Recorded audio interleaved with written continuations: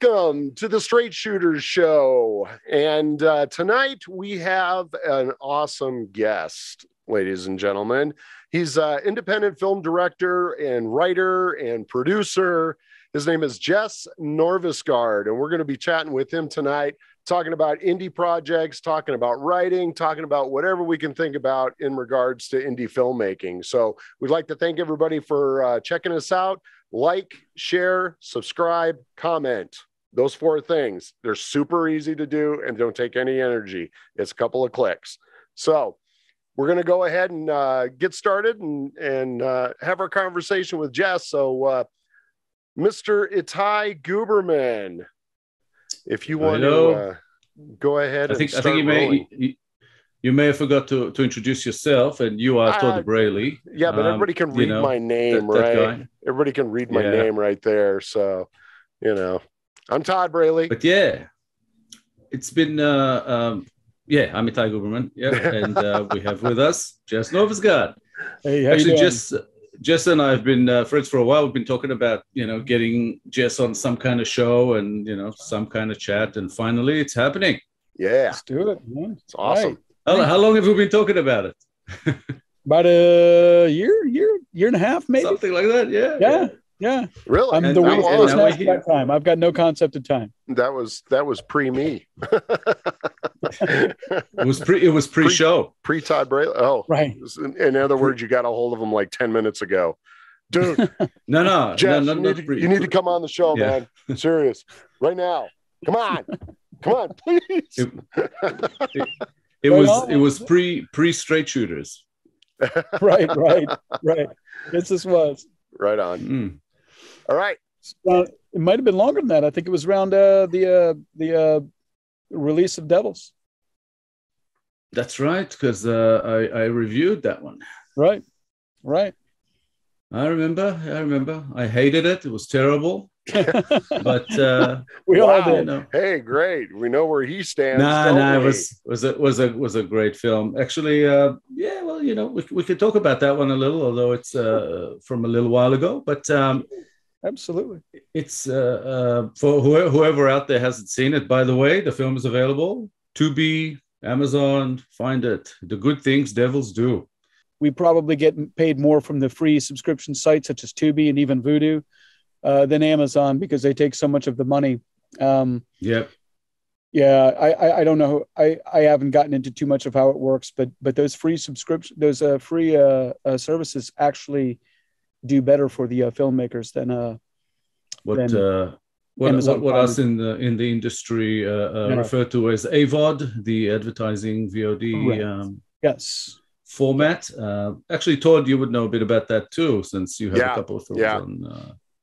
Especially Tubi. Tubi has been very good to me. As of late. They've come a long way. They've really come a long way. It used to be, when your film was on Tubi, it didn't mean much right now, but Tubi's become a phenomenal, especially for the horror. Yeah. For the horror filmmaker, it's got such a really nice selection of films.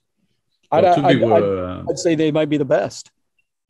At the moment, I would say so. They were purchased for like $400 million or something. Really? Not that long ago. Yeah, about a year ago, a little over. Somebody did some upgrades. That's right. But to tell you the truth, like it's a bit smoother. It looks a little bit better, but they haven't made any huge changes. But what I know is they started making Tubi originals. So I think that's a bit of a step, that could be good and that could be bad. I mean, look what happened on Amazon. They started making their own stuff and then ours wasn't good enough anymore. So. Oh, that's sort of, a lot of people see that whining. As progress.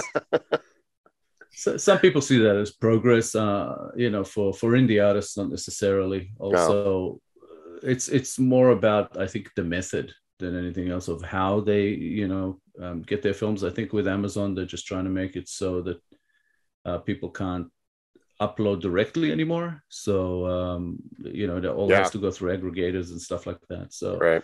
And it's the same on Tubi. I don't think you can just kind of get your film on there. You have to go through through aggregators. Well, I think it's hurt filmmaking in general. I think the quality of movies have gone down substantially since all of this straight to video and on demand. It's just all gone to hell. I mean, it's so hard to find good movies now. Yeah. Well, what do you mean? What do you mean by that? What do you mean by good movies? Well, movies that are, I guess what I'm trying to say is to me anyway, since it's become on demand, everything is rehashed. Everything is quick. It's made quick. It's made for bottom dollar. Okay. I have a friend who's one of my best friends. He's a key grip and he works a lot. And he does a lot of features and he's even done some substantially large budget features that now they're just paying like $200, $350 a day. But that's kind of become the model now.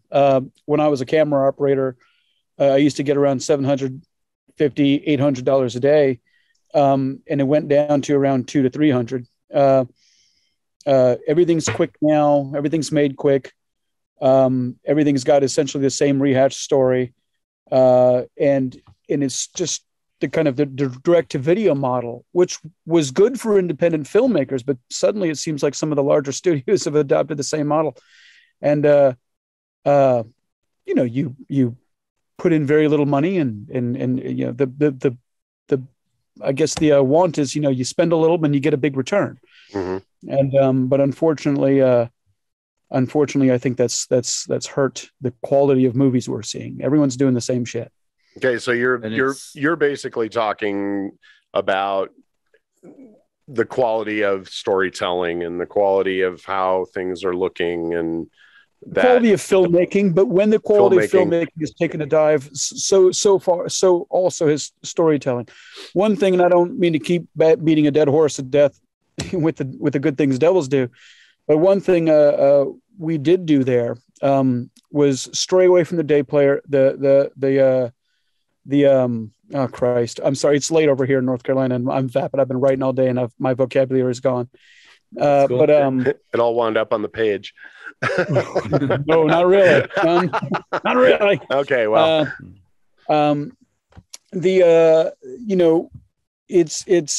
we wanted to make sure that the stars that we build, Bill Oberst, Kane Hodder, Linnea Quigley, we had substantially they had substantial roles in the film. Mm-hmm. Bill Oberst was the star. Kane Hodder did play, several minutes in the film. The main villain, yeah. Correct, yeah. Well, the main villain he was sort of, he passed the torch to Masquerade, yeah. Yeah.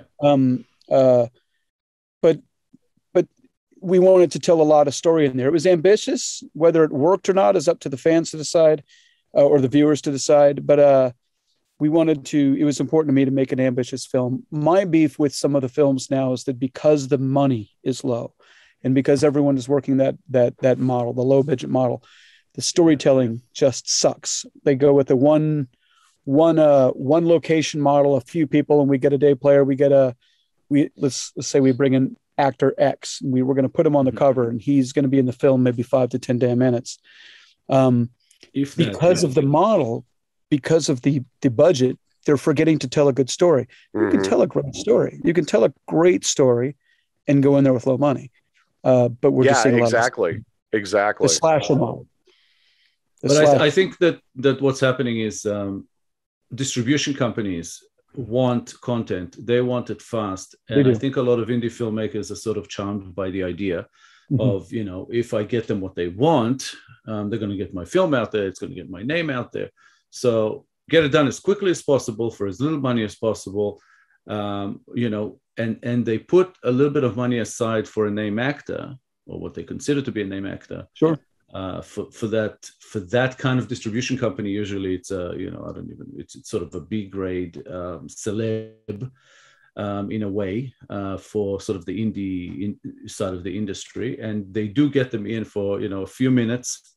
And they put him on, like you said, on the cover. They give him head billing, and it's just like all of it is smoke and mirrors because the distribution company also ends up releasing some kind of a poster art and everything that has nothing to do with the film, Right. It just looks great, and it attracts people, especially with streaming. And it gets their views and all the rest of it. They don't care about anything else. They don't care if it was a good film or a bad film, or if people will give it 1 out of 10 on IMDb or anywhere else, as long as they watch it. Right. But filmmakers don't consider that this is actually going to be their reputation going forward. Some of them, who I always say might not really be filmmakers, they just might be people who kind of make films. Oh yeah. And I think there's a difference. Too many of those. And they do kind of relish that opportunity. They sort of revel in that status, and everybody seems to call it exploitation, or call it schlock, or call it whatever. And sometimes, not all the time, but sometimes it's just code for shitty film.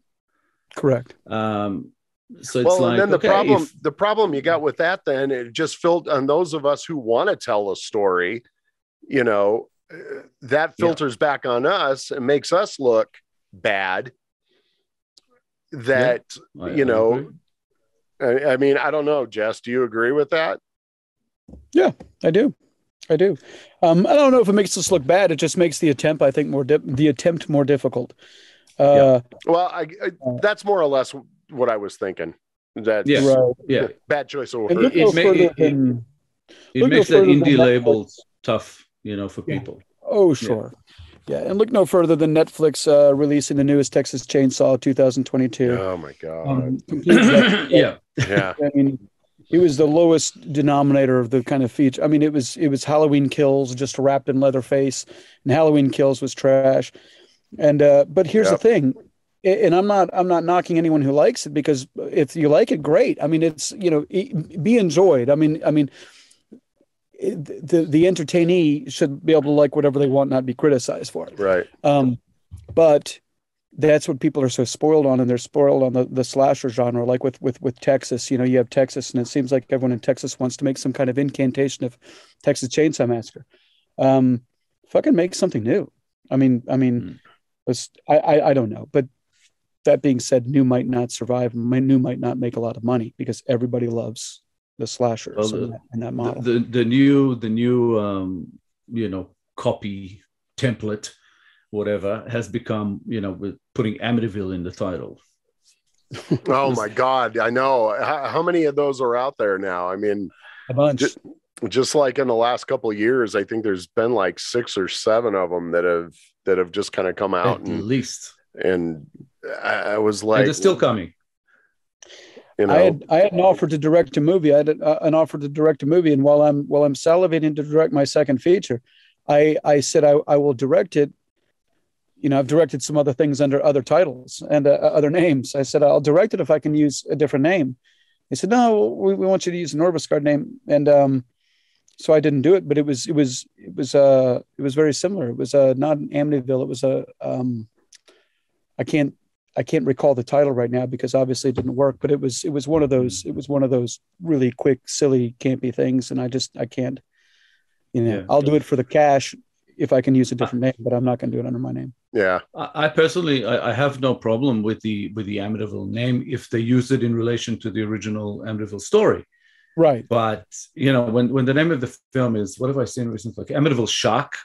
And I'm like, okay, if that's not a comedy parody something, then I don't know. Well, didn't somebody just do an Amityville in space thing? Yeah. Well, or at least there's talk about that. But yeah, I don't know. It's just it's become too much. It's like what's happening in Hollywood with sequels, reboots, prequels, blah, has come into indie, because I think a lot of these indie, people who make film, not filmmakers, are just trying to copy Hollywood. Whatever Hollywood does, they're going to try to do the same, just in smaller scale. It makes them feel like they are Hollywood. Well, and sadly, it's a formula that works. It's a formula that works. I agree, and that sucks. But yeah, I agree. It does suck, but yeah. Because the audience goes for the familiar. the Sharknado series and things like that. Those are schlock, but they're fun, and they're meant to be fun, and they're not meant. It's good filmmaking, not meant to take itself seriously. And I can sit back and I can watch those all day, and I enjoy those. And there are a lot of films out there like that are schlock films, and they know they're schlock films, and I love those. Yeah. So, those are fun. I'm not a fan. Yeah. but again, that's fine. Schlock and exploitation and all of that is fine when it is that. Mm-hmm. But I think today people use that, and it's just an excuse to put that sort of a description on something that is just really code for shitty film. Then that if my film is shitty, it's schlock. That kind of goes back then to what Jess was saying about bad movies. Yes. Yes. Well, it's like when we made Devils. Devils was a throwback. Originally, I wanted to make something I'm more my wheelhouse, more art house. But we had Region Entertainment Group coming in. Lord, long story behind there. Anyway, we went with Devils because that's what they wanted, and we got a little bit of extra money to do it. And it was a comedy, a dark comedy, which generally isn't, but that's whatever. But we made it. Yeah, I mean, I went with a production group. We got together, and we had, with the understanding that it was going to be a little campy, a little silly in some areas, kind of a throwback and a roast to the 80s horror genre. We made sure it was a very high quality movie, and we kicked the asses of $5 million, $30 million films and some of the festivals we went up against, and it was put together and it was done well. It was just a little campy. Well, but, it was, you know what? I mean, that was one of the things that when my wife and I were watching it was we were looking at the quality of it. We had watched a couple other ones before that, and they were good, but they, the quality of the camera work and stuff like that.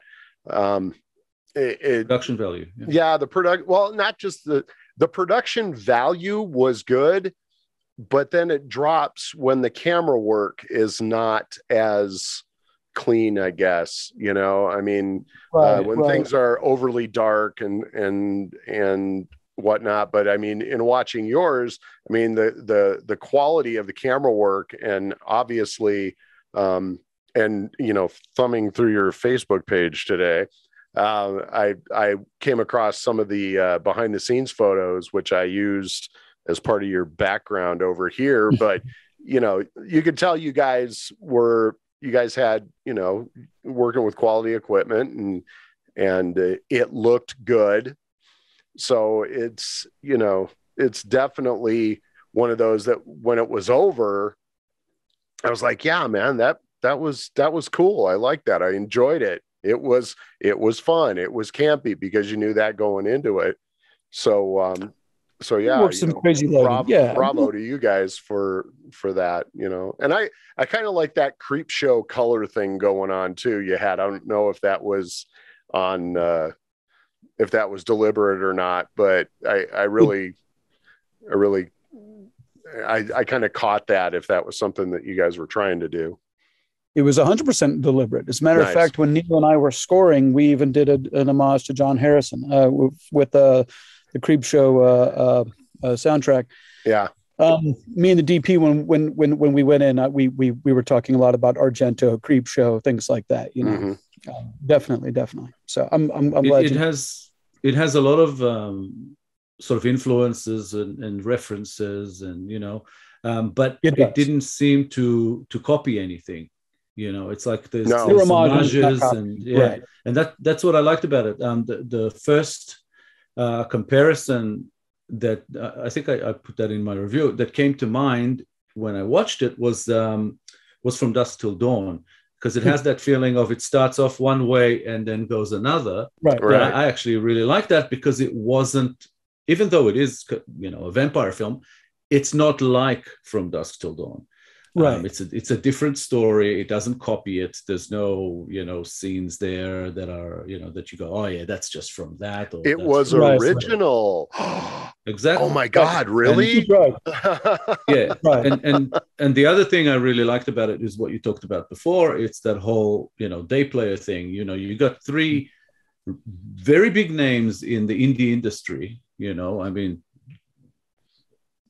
all three of them are considered sort of indie horror legends, right? You know, and it's like, wow, you know, when I didn't actually know you yet. I saw the poster and, you know, trailer and everything that's coming out. I was like, wow, okay, they got these three people in this film, and I'm like, okay, well, at least one or two of them are going to be there for 5 or 10 minutes, you know. And then I read some interviews and saw some podcast interviews with you, and you were talking about how you got them on, and one of the reasons that you had, you know, Bill and Linnea and Kane in there is so as not to have them as day players. And I was like, oh, interesting. Right, you know? right. First, I was thinking, I wonder how much that cost them. But the other thing, I was like, this is really cool because, you know, it tends to be the complete opposite. It's like, let's get a name. And, you know, I mean, by then I knew Bill. So I could have just asked him, but I sort of steered away from that. And, you know, seeing him as the top billing of the film, I thought, okay, I don't think Bill will be there for just 10 minutes. But I wasn't sure about Kane or Linnea, you know, and then I saw the film. I was like, yeah, that's cool, you know. I appreciate that. We were able to putting your money where your mouth is, kind of thing. You know what I mean? After the interviews and stuff, because people say a lot of things on social media, and then you go and you watch their film, and you go, well, they were there for 2 minutes, you know. It's important. So, it's important because the directors that I grew up idolizing, John Carpenter, George Romero, and the ones that I love now, Michael Haneke, Gaspar Noé, things like that, Park Chan. You know, you have to deliver. We were able to. I was lucky. We had good filmmakers. We had a great production team. The costs were reasonable. It was very, very low budget, but we had great executors of the plan, and we were very prepared. You know, a lot of this indie filmmaking, like you say, isn't real filmmaking, and I'm not criticizing. It's anyone who completes a movie should be congratulated. Should be commended. Yeah, it's very tough. But unfortunately, there's a lot of fly by the seat of your pants camcorder horseshit that is getting out there, and people congratulate because it's self-aggrandizing and everyone wants to be everyone's buddy. And look no further than that than Facebook. It's, you know, it's brain. It's just, I don't know. I'm not a social media guy. I should be. I need to learn how to be, but I'm terrible at it. But it's got its positives and negatives for sure. Yeah. Right. But with this again, I have to congratulate my crew on this. But we all got together and we were, you know, we shot 8 to 10 pages a day, 12 days, which is unheard of, and we didn't go over. We didn't go over. We had to rewrite a lot during the morning. We had to condense scenes and go into like making 2 or 3 different scenes and roll them into steadies and gimbal shots. And we had great operators and just a great team. But we were very well prepared. And you know, my DP saw the field. I saw the field. We all saw the field very well. And I knew what the hell I wanted. And I was most lucky to have a bunch of great actors. I mean, every single one of them. I can't complain about one of them.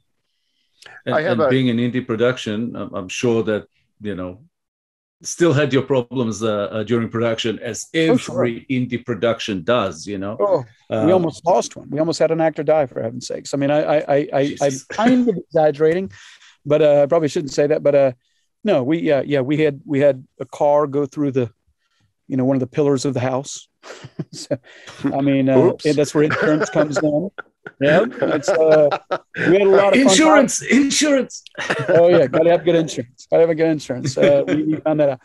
Yeah, I mean, it was hectic, terribly cold. The actors wearing Halloween outfits and freezing, and everything was mega bloody. So yeah, I mean, it was crazy. It's crazy. It just makes the end result all the more, you know, of a great. Yeah, feeling, well, I mean, if you go back and you look at it, I could tell just by watching when you guys were doing the exteriors. I was just looking at it, going, "Oh man, is it cold?" You could just tell. I know because I shot a kind of a pseudo Walking Dead kind of TV show a few years ago, and we started shooting in February. And February in Colorado, it just so happened the week that we were shooting outside, it was 10 degrees. And so we had 100 zombies out in front of the house. We had actors climbing around on the roof in just not warm clothes, right? Just regular clothes. So yeah, the whole cold thing, I feel you on, man, because it was flipping cold. But while I'm on here, man, I'm just curious. I was going through your info today, and actually, I've been going through it the last few days. But so you had been a cameraman on some other on some well-known TV shows and whatnot. How did you get into this whole thing? I mean, where did you start? I'm just curious. Well, since I don't know you, but. Yeah, to be quick about it, I've always wanted to be a filmmaker my entire life. I've always loved movies.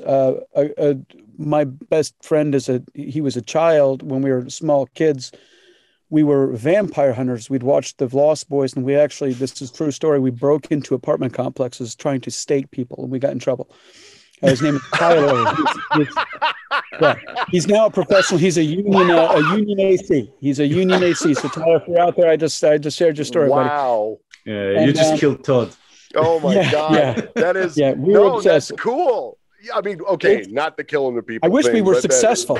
If we were successful, we'd be in prison. That is awesome. They weren't killing people, they were staking vampires. That's right. That's right. Well, there was one guy in an apartment who had blankets over his windows all the time, and we were sure he was like Kiefer Sutherland's brother. So we were going to go kill him. And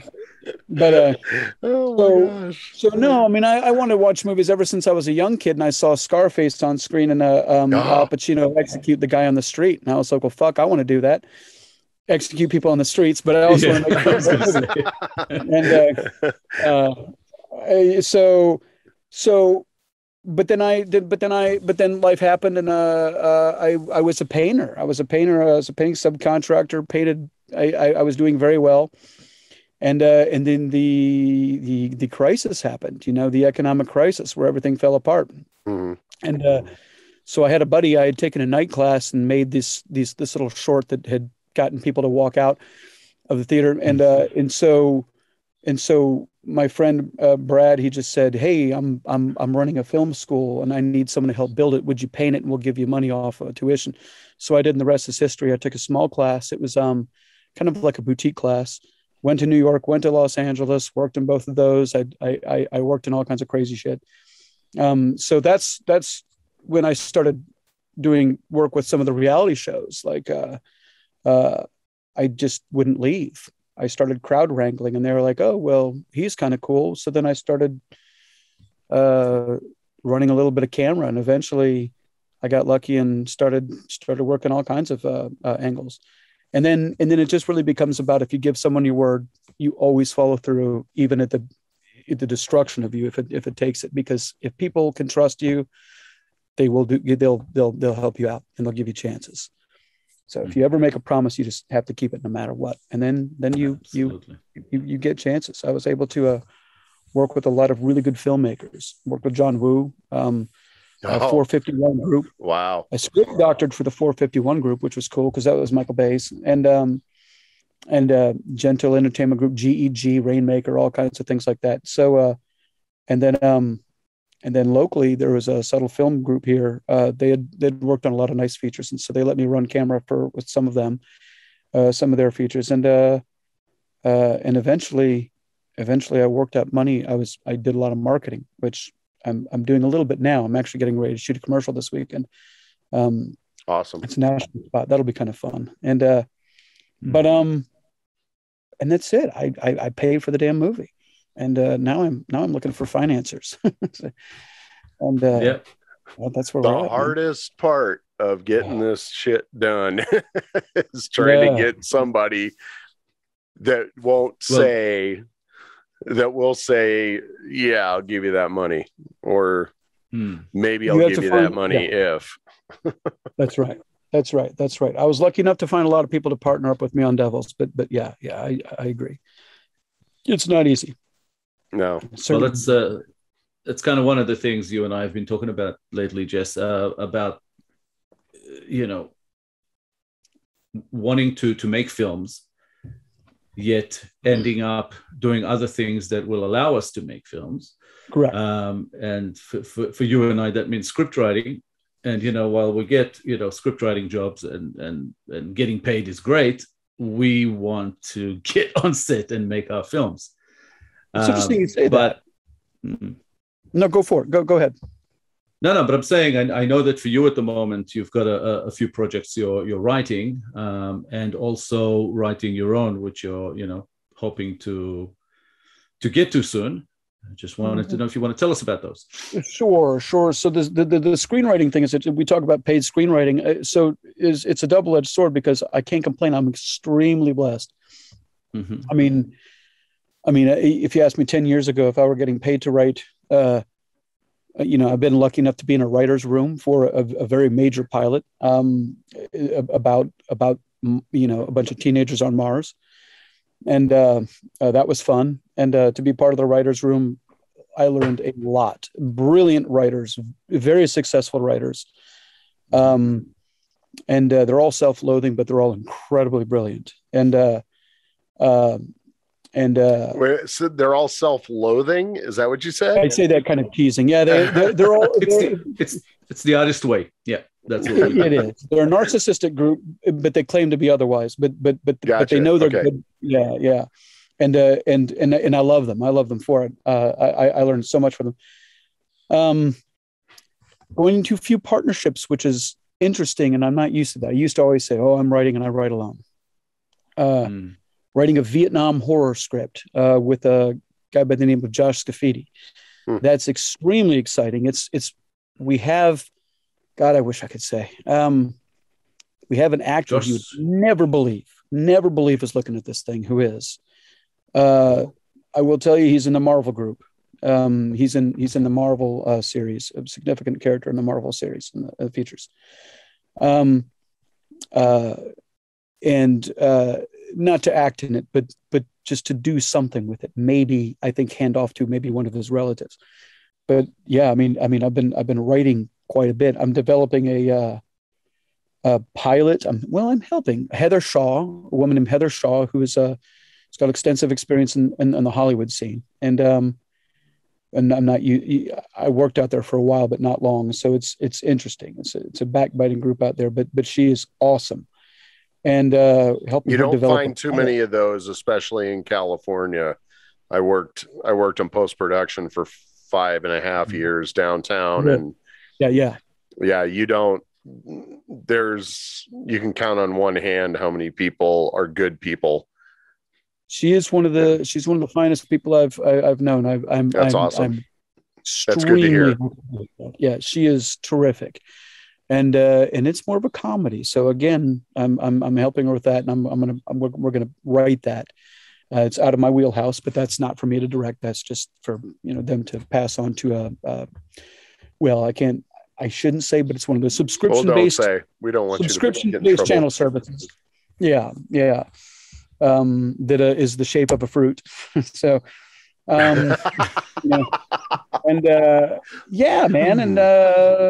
and just kind of watching my buddies do well. I got to give a shout out to Justin Borning and Tracy Allen. They just did an animation called Weight of Guilt. They're really excited about that.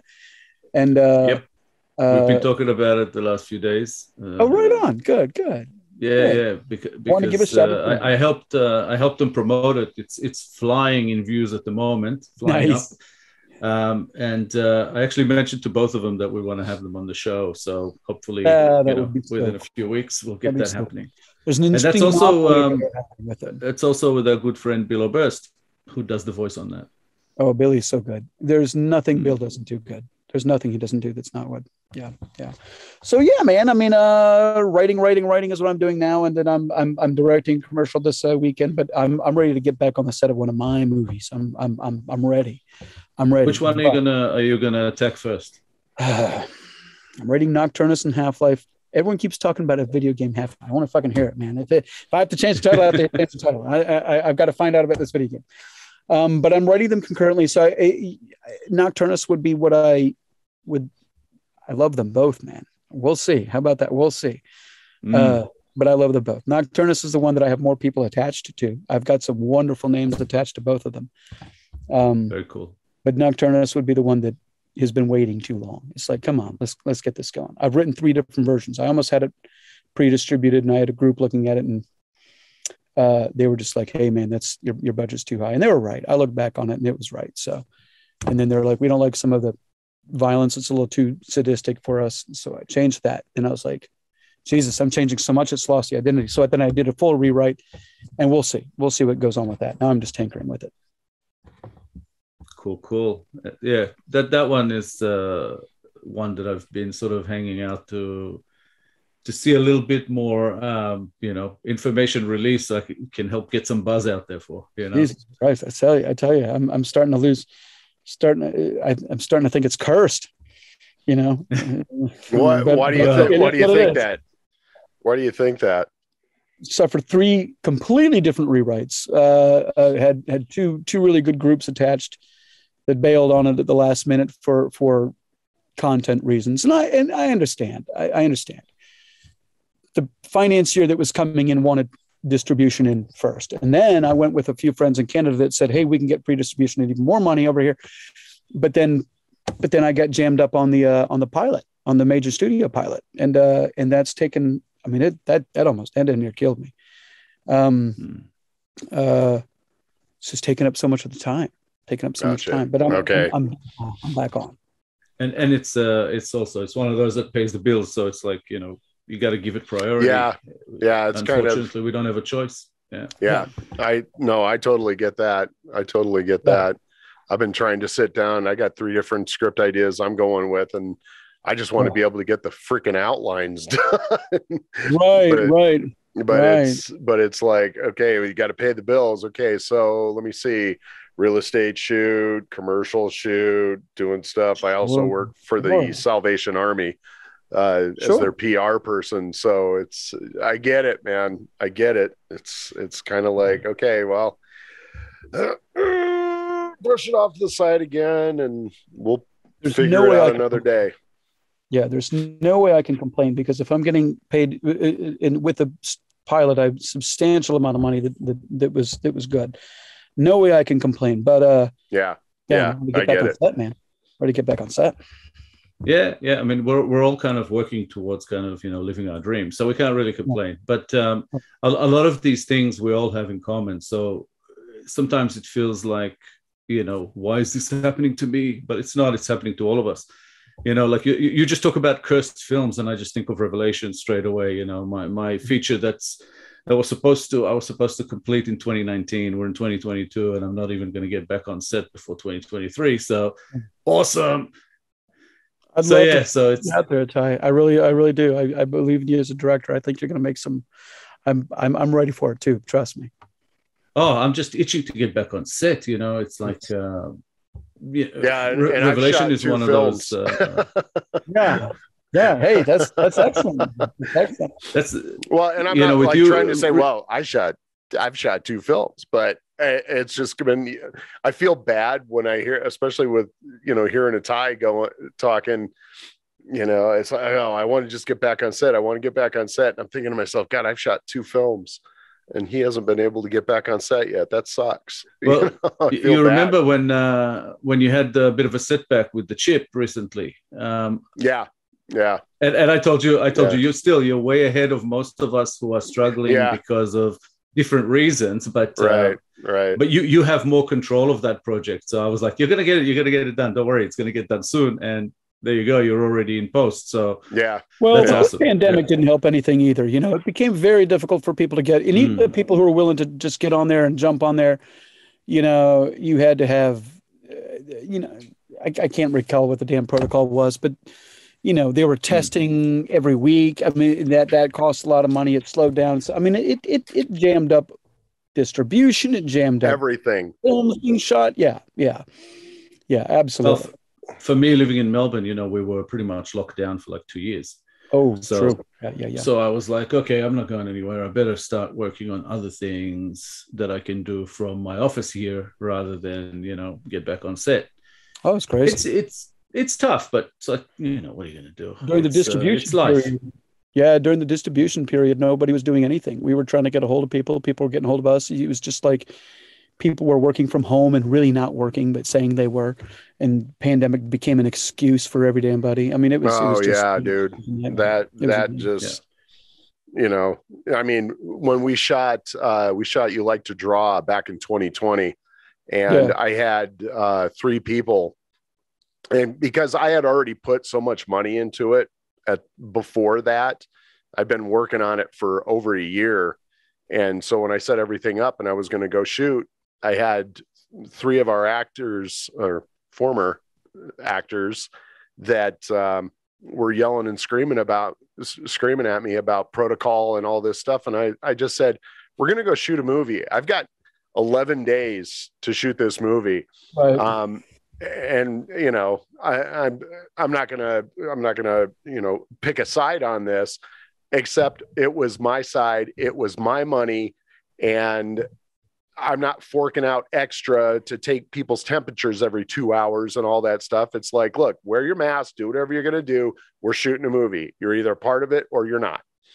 Mm-hmm. And that's what it would come down to. That's what it come down to, because you have to respect everyone, and I get that, and totally. But then we find out who wants to, who feels comfortable doing what. Yeah. Well, I had to recast all 3 of those roles because of that. Oh. So, I mean, it was, I just said, you know what? I got no time. I got no money. And they were getting like ridiculous at what they wanted us to do.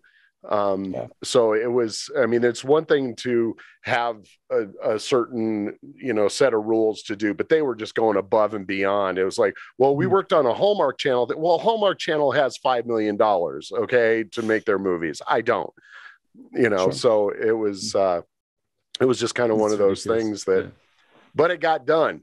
I recast the roles, we got it done, and it's out there, and good. Other one in post, and it's on Amazon. People, if anyone's looking for it, you like to draw. Yes, is on Amazon. A wholesome family drama, which is unusual to write, and very unusual in the indie scene. You don't see many of those. No, which is another film I had reviewed on my indie. But yeah, nice. I'll check it out, man. I want to see it now. It's you don't see many sort of, I guess it's kind of like a Hallmark style film. You don't see that in indie at all. It's more of a family film. Maybe I haven't. Family drama. And it was really hard because I'm a potty mouth, so it was really hard to write. Something the 3 of us have in common, I think. Even now, I'm refraining from the F word and whatnot, but yeah, writing that out was pretty rough. Just because, in the, the scenes that people are getting angry and stuff like that, you want to go, oh, mother, but then you got to go backspace. So, I'm the same way. I refuse to use dirty language. I won't do it. Yeah, to me, it's obviously a joke. It has, I do it all the time. I never swear. I don't. Okay, demonetization. But yeah, I know when you're writing. Let me ask you. I mean, is it harder for you to write when you're not writing for a specific actor, or are you just like oblivious to that and you're into the character? And I'm just curious how your writing process goes. Yes and no. On some of them, if I have a specific actor in mind, then it does help, especially if I'm writing for production.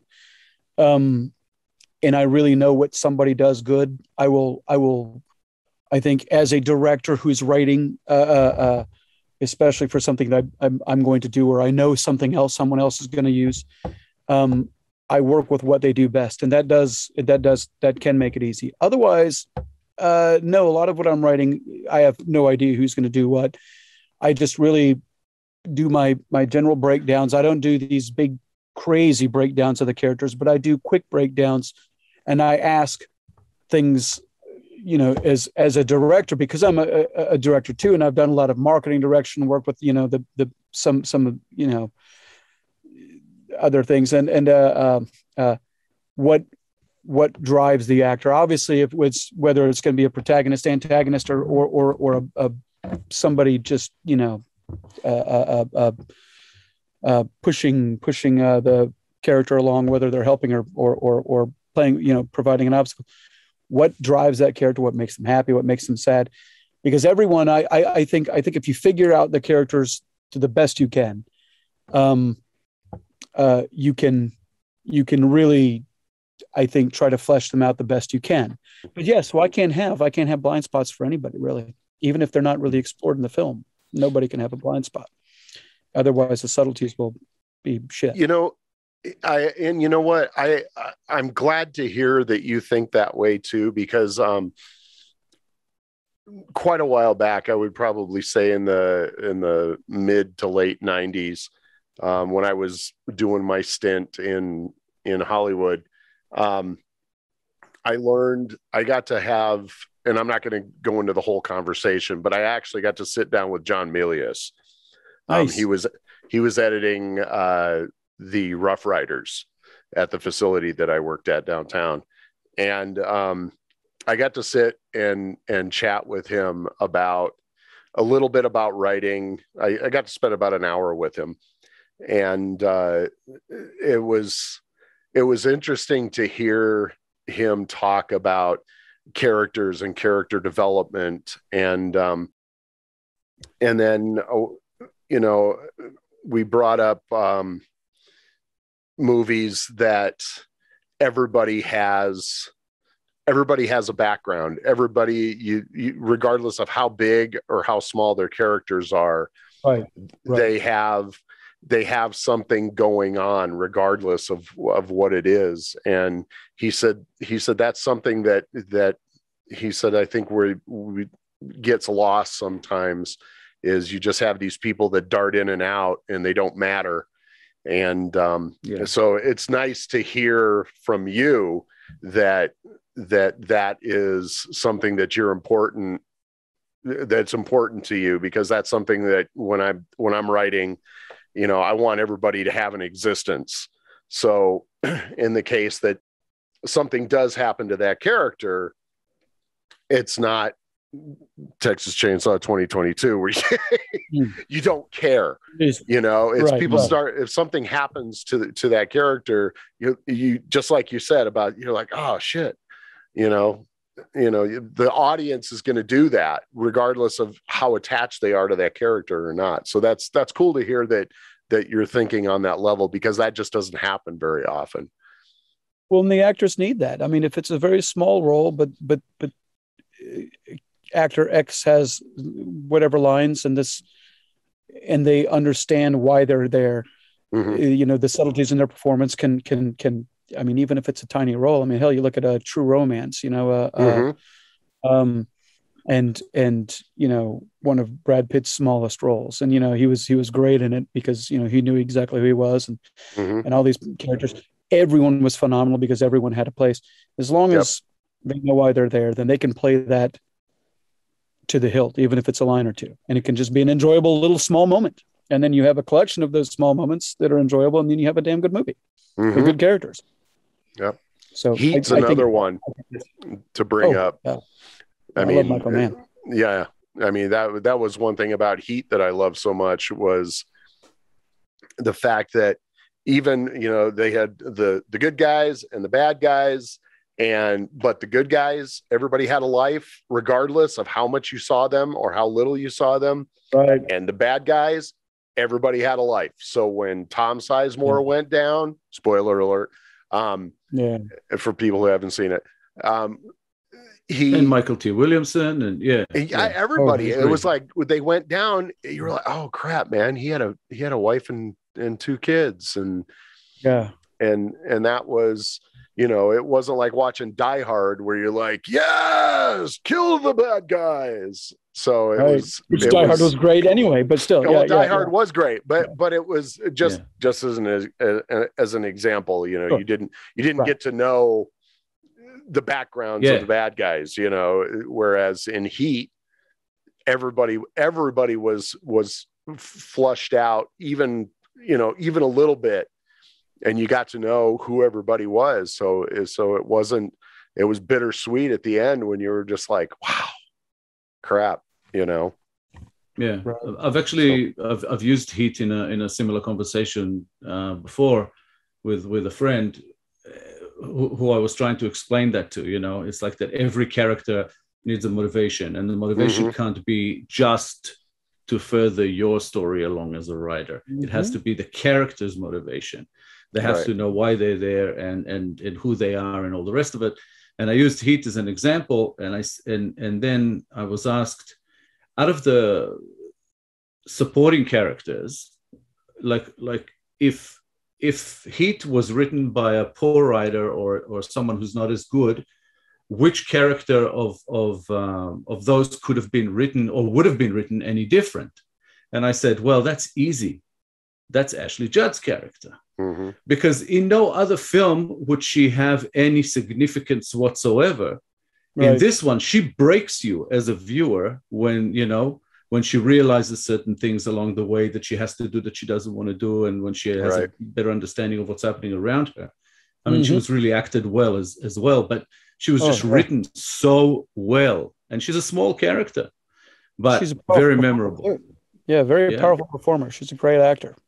Yeah, so there's a lot of films like that where there's a small character that might not have more than, say, I don't know, 10 or 12 minutes of screen time the whole film, but you remember the sometimes the actor, sometimes the character, sometimes the two in one, but you remember them as having a bigger role. And I always say that's a sign of good writing. Yeah, heck yeah, man. I agreed on all accounts. What are some of your favorite definitely films, something, Jess? Oh boy, Debbie Does Dallas, Scarface, that one too. A classic. Classic. I'll tell you something, man. I worked. I did a little bit of adult, not much, but a little bit of adult, and there's more honor in adult than in the independent horror community. Let me tell you that. And oh my God, I would not be surprised. Yeah, it's a small little group, but there's some wonderful people. Some of that too. Yeah. There's a lot of honor there. But okay, so Scarface. I still have something to aspire to then. I haven't done it yet. Return of the Living Dead, Day of the Dead, Dawn of the Dead, the 70s Romero's, Night of the Dead, the whole Dead trilogy. Night of the Living Dead. I used to be a zombie fanatic. Still am, I guess. Not as much. Let's see. Now we have Funny Games, Michael Haneke. Anything, almost anything Gaspar Noé does. Irreversible, Enter the Void, the Revenge trilogy, Old Boy, Sympathy for Lady Vengeance, Sympathy for Mr. Vengeance, things like that. Those are some of the ones I love. It's been a long time since I've seen one that I've just really loved. It's been a hell of a while. It's true, yeah. Not many new films get added onto that list of favorites. I'm probably forgetting a few. Oh, we always do. We have so many, Yeah, but it's tough finding good ones now. It really is. Like really, really good ones that last for such a long time. The Thing, Carpenter's early films. Right. Yeah. How are you with the prequel on that? I get torn with it on The Thing. I'm sorry. To The Thing? Yeah. What's the prequel? The 2011, was it? 2011 prequel that they did where they showed. You haven't seen that one? Oh, Jesus. I think I know. Yeah, piss on it. Yeah. Okay. Take a spit on it, flush it down the toilet. Not torn about it in any way. It's just trash. It's a way to fucking make money. It's garbage incarnate. Yeah. I actually didn't hate it as much, but when you compare it to the original, the John Carpenter's The Thing, which apparently, it's based on. I'm leaving that alone because to me, it's not a remake or a sequel. It's just kind of based on. But John Carpenter's The Thing, to me, is the best horror film of all time. It's one of them. Maybe the best. To me, the best, number one. It's up there with Night of the Living Dead, sort of, The Exorcist, for different reasons. Right. But a lot of people tell me, "Oh, that's not horror, that's sci-fi." I'm like, "That's horror." No, that's horror. Yeah, and it also has that thing that we're talking about. Lots of supporting characters, but good ones. So good, all of them. So to me, when you compare that to that 2011 version, it just kills it because it's like it's nowhere near coming close to that league of film. Well, the filmmakers are trying to work on different things. It's like the new Star Wars, the new this, the new that. Everybody's trying to work on nostalgia, and they're concentrating on nostalgia and effects instead of the people and letting the rest happen around them. Right. And it suffers from that, I believe, in my opinion. Well, let me ask you this question then. If you actually had to remake any film, would there be one that you would actually direct a remake of? Because I'm the same. I hate remakes, but I haven't. I think it's interesting because I have an answer to that question myself, and I was asked that recently. And because I had to think about it and come up with one, I thought it was actually interesting because I hate remakes. Maybe I came up with one. Maybe Day of the Dead. Yeah, maybe Day of the Dead. Romero's Day of the Dead. Yeah, maybe. I'd have to think about that one. Okay, so let's say if you were to do Day of the Dead, what would you do differently that they didn't do in the original? I don't know that I'd do a lot differently, but I just think about the world the way it is now, and to be communal and locked away underground and have to be avoiding this plague. And no, I'm not going COVID with this yet. I'm just saying, but it's interesting updating it to sort of more current-ish events kind of thing. I think ish events. Yes, ish. Not COVID, but ish, like all these different things. And people just going crazy down there and getting stir crazy. And I love which I deal with a little bit in the story I'm doing, Half-Life, which I didn't think they touched upon enough in Day of the Dead, and that wasn't a part of the plot. But you have females and men and people dealing with procreating and how fucking toxic that could become. And that when you only have a few people left, there is no such thing as love. Does it become procreation? And does it become men killing each other for the women or vice versa? And are we just going to let guy hang out with this woman and have a happy little family? What about us? Do you become savages? And is there an element of truth to what they're saying? We should all procreate. Our job is to continue the human race. And so there's no such thing as love. There's only procreation. And what would that do? I mean, it would end in a fucking bloodbath. So I don't know. I'm that's my thing on Half-Life. But I don't know. Maybe I guess just because you put me on the spot and I don't have a really good answer, I guess. Mm-hmm. That's the whole idea. Well, yeah, which is great. How about you, Ty? You said you had a. Yeah. You guys said you had an answer. What would yours be? Well, actually, Ty had an answer for that. I don't know. I'm so against remakes. I'm against remakes for the sake of remaking, for the dollar value. To me, if you're going to remake something, it's like, when Ty and I were when we talked in our first episode about Texas Chainsaw, that when they went back in what was that, 2006, 2005, when they redid Texas Chainsaw, they did it, I think, but or 2003. They did it differently enough that it wasn't, it wasn't a complete abomination. In fact, I kind of felt like, when I heard that they were going to remake it, back then, it was to me, it was like, oh, okay, how the hell you have literally screwed up the last 3 sequels to this. So I'm just wondering how you're gonna come out the other end on that one. And that I wasn't mad at, you know. Yeah, they did okay. As of late, I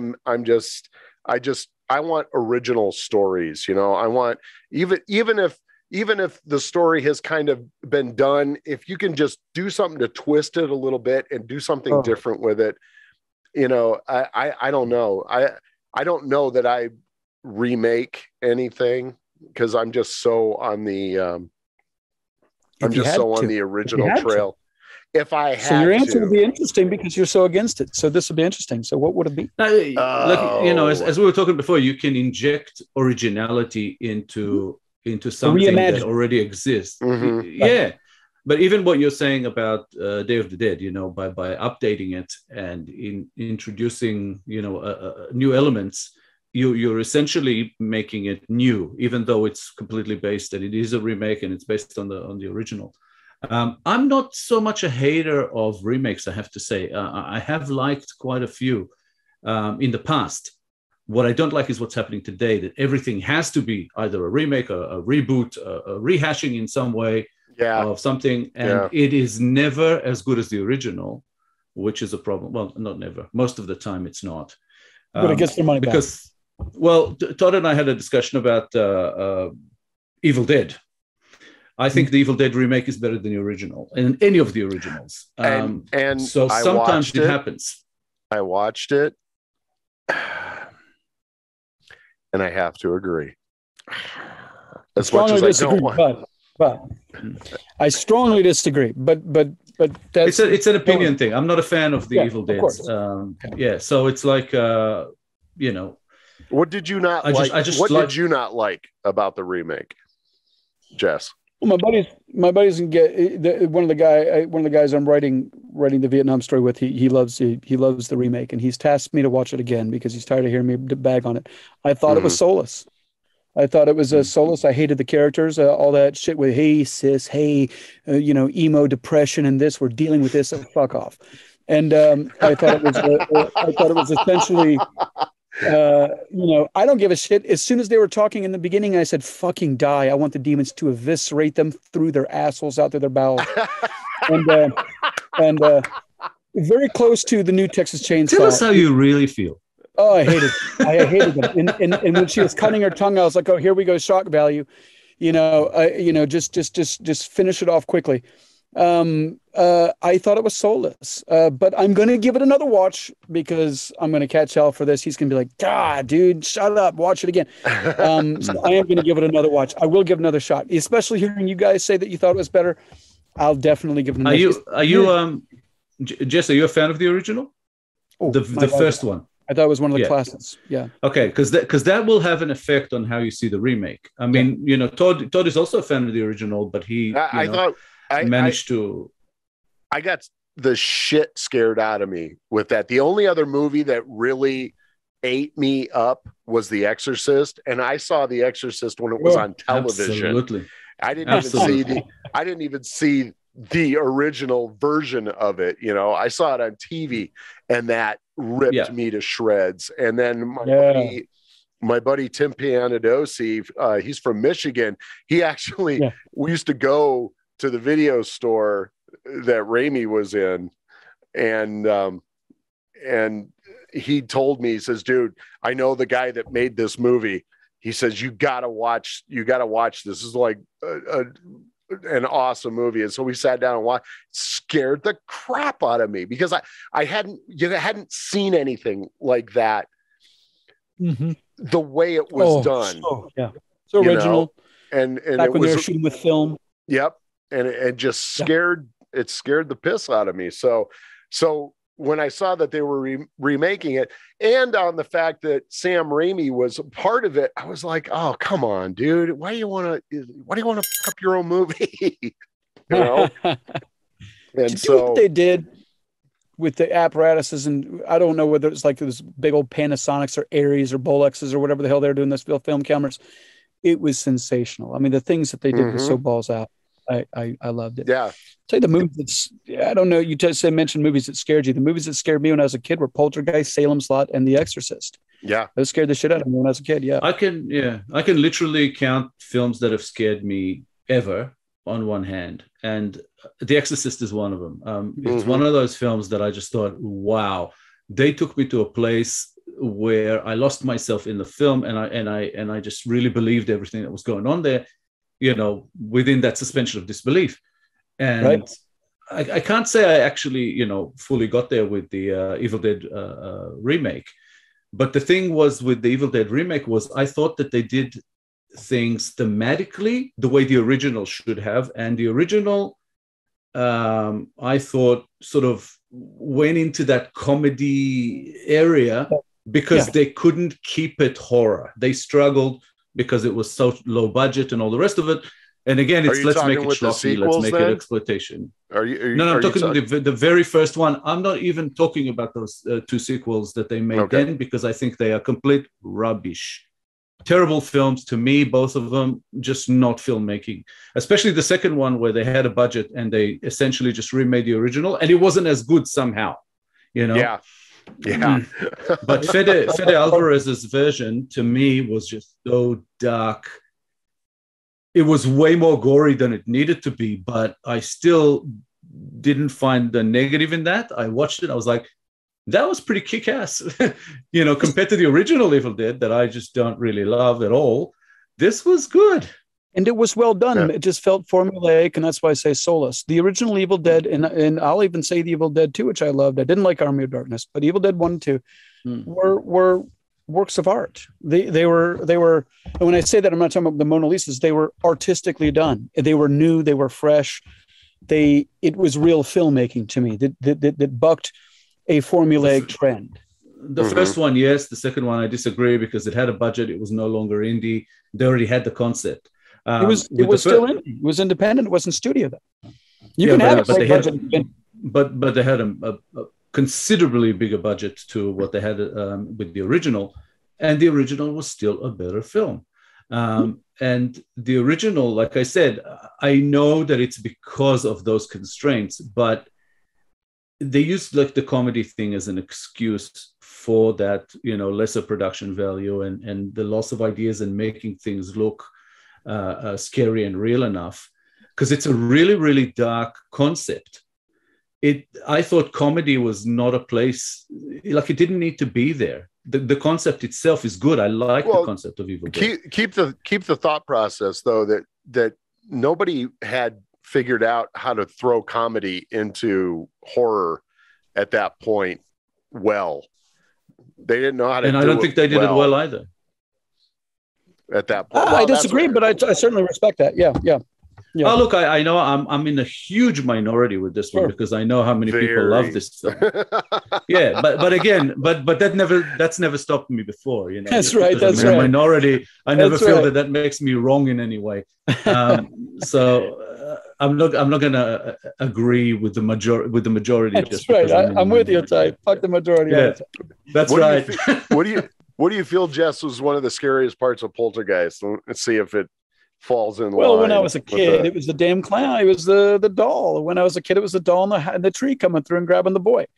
And we'll never know who had, I mean, I know Steven Spielberg had his influence over Tobe Hooper, and who knows what the real thing was with all that. But it was the little it was the doll and the countdown. Because I remember I used to do that. I used to count down with a storm too. And so suddenly I was thinking, well, shit, that's just the notion of toys coming alive. And I had watched an episode in the 80s of The Twilight Zone. I was a very small, I was just a little baby, but where the toys came alive at night. And it was the same thing. That rattled me. Mm-hmm. And I was thinking, shit, all my toys coming alive at night and killing me. That rattled me, man. And but I think that for me was the part in Poltergeist, and just knowing that you could be off in some other dimension and your parents not be able to reach you. Yeah. Mine, believe it or not, was the part where the guy was like tearing his face apart. That was that was actually scared the hell out of me, because it was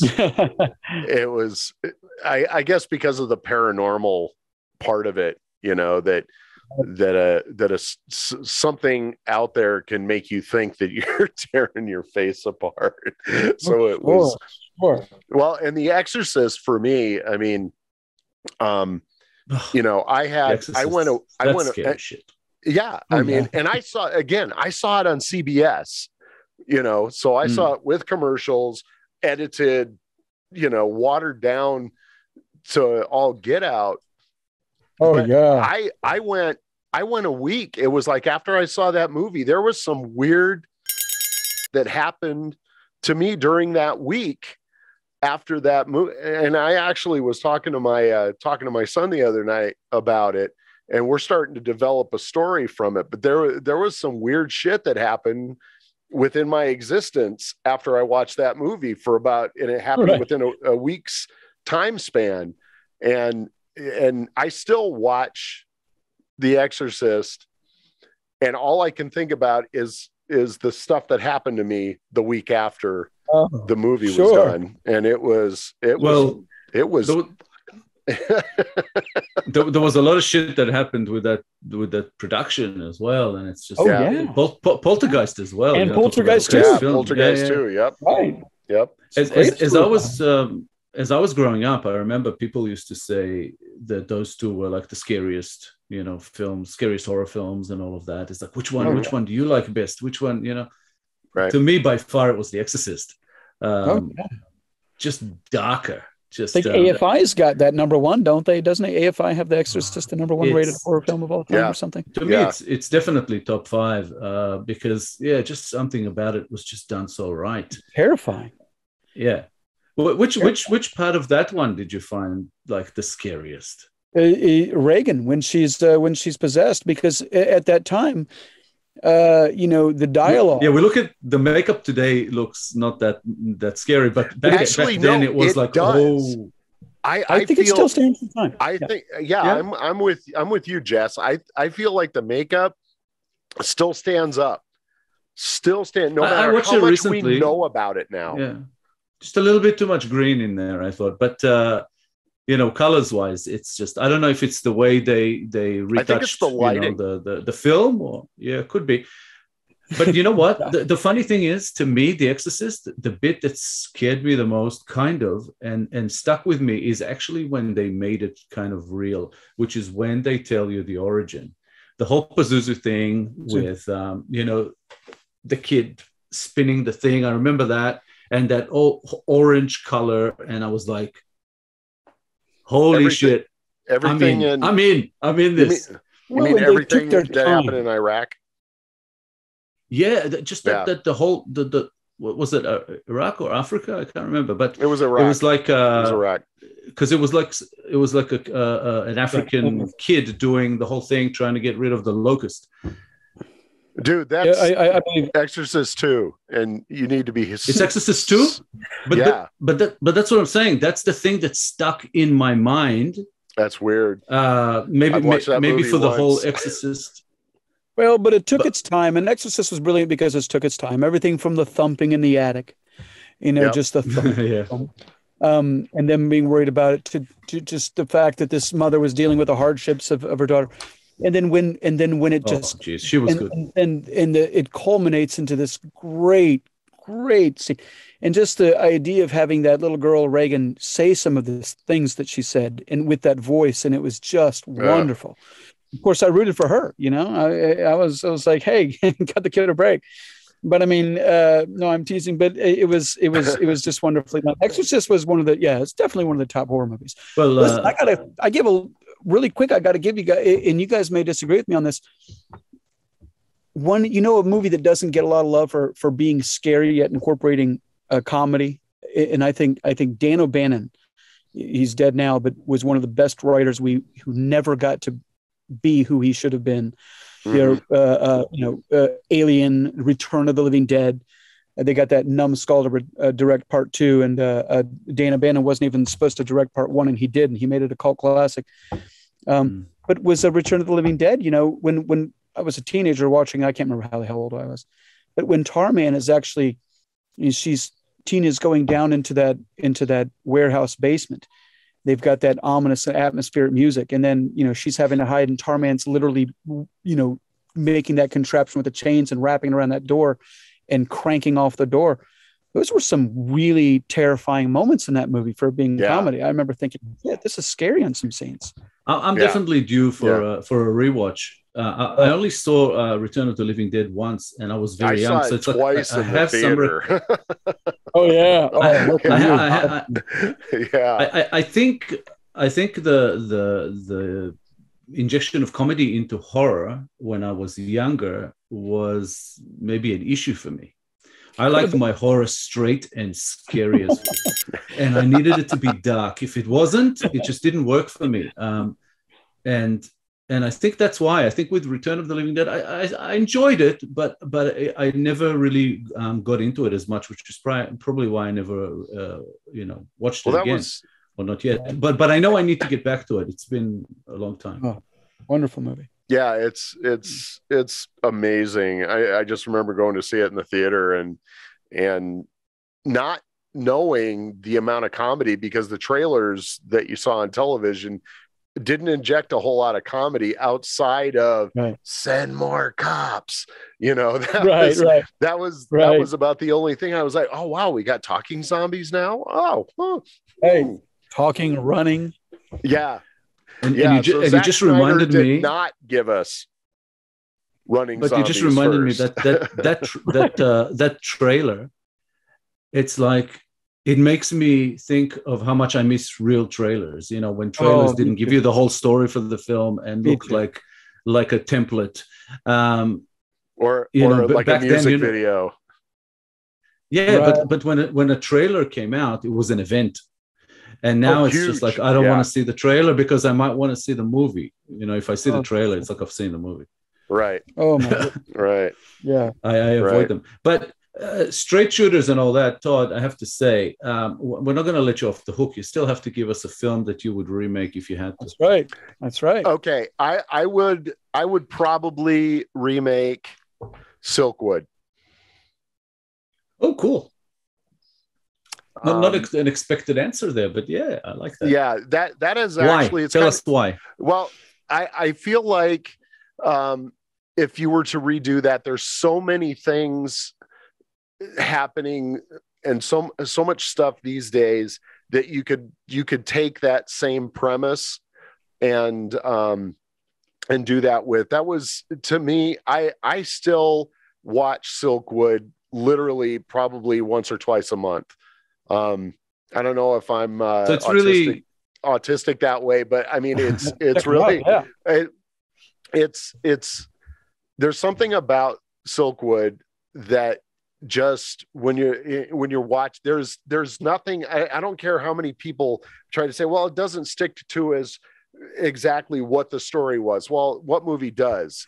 But the character development in that, and everybody in that, from Meryl Streep to Cher to Kurt Russell, who didn't get a lot of projects like that.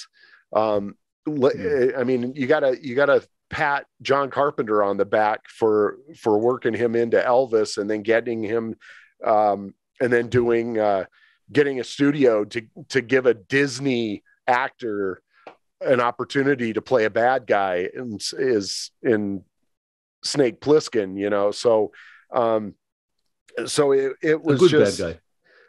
It was a good bad guy, the anti-hero. But Silkwood is just, you could do so much with the premise of Silkwood. I don't necessarily think a remake of Silkwood, but remaking or using some of newfound ideas, different. There's so many different things you could put that in. You could use that whole premise in. But that is like one of my favorite movies that I rewatch on a regular basis. So I mean, if I was going to do something like that, I would probably go with Silkwood. I'm a drama hound anyway. I really like a good drama. Correction, it's drama queen. I'm sorry. Okay, I was trying to go that way with it, but yeah, which is another reason why I did You Like to Draw, just because, you know, everything I had done up until that point had been a lot of most of it. I don't know, Ty, would horror. You say I did mostly horror, you know, or suspense? In that direction? Yes. You know, I think horror would be the direction, but yeah, there was some thrillers in there as well. Yeah. So I mean, when I decided to do this, and plus my mom for years and years and years would just say, "Why don't you make a movie that I can watch?" Well, you know, unfortunately, she passed away before she got to see this.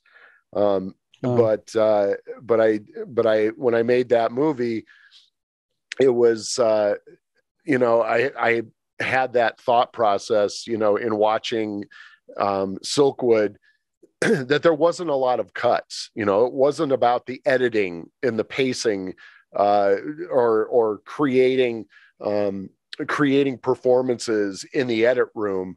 It was one shot on the kitchen, and there's 4 characters in the kitchen. And, you know, I learned my directing from a gentleman named Jim Pasternak. And he works, I believe he's still a teacher at the LA Film School. And I took private classes from him, you know, and I learned about deep focus masters, you know. And so a lot of the stuff that I learned was all old school filmmaking. So when I did You Like to Draw, it was more about, you know, you set up the camera and maybe you had a couple of coverage cameras, but, you know, right. I didn't do a lot of editing. There wasn't a lot of cutting, you know. Maybe I used a dolly to move a little bit, but it wasn't, you know, cut. So, so that sounds fantastic. I'm loving what I'm hearing. Well, thank you. It's not, although this talk isn't about me, but it just, you know, if I was going to redo something, it would definitely, and it's hard to even say that because I don't know that you could redo Silkwood and make it any better than it already was. So, but that's there. Okay. I gave you guys my, but that's the thing. I think when we talk about remaking something, you know, even if that question even says, you know, if you absolutely had to, I think that we would remake something almost as fans, you know. Also, Ty, you were the first one that said that you did definitely had a film in mind that you'd remake too. You're not off the hook either. Oh, I do. It's for me, thinking about every time I watch this film, and I've seen it many, many times, I always think of like new ideas to add to it.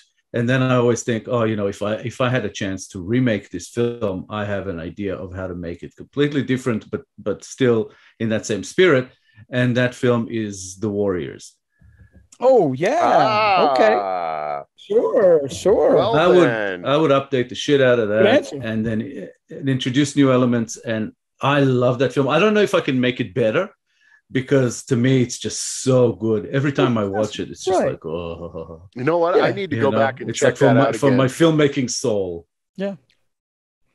It's just so cool, you know. Which version do you have, Ty? Because I have the comic book version that they did a deal where they actually went, and Walter Hill always thought he saw it as a comic book movie. And he literally did. He did kind of what they did to Creepshow. Now, I think the version I have is the whatever, the cinematic one or whatever was released. Okay. I don't think I'm not sure. Like some sort of a collector's edition, but it's not an you know, like a different version. Gotcha. But I love that movie. It's to me, it's like watching.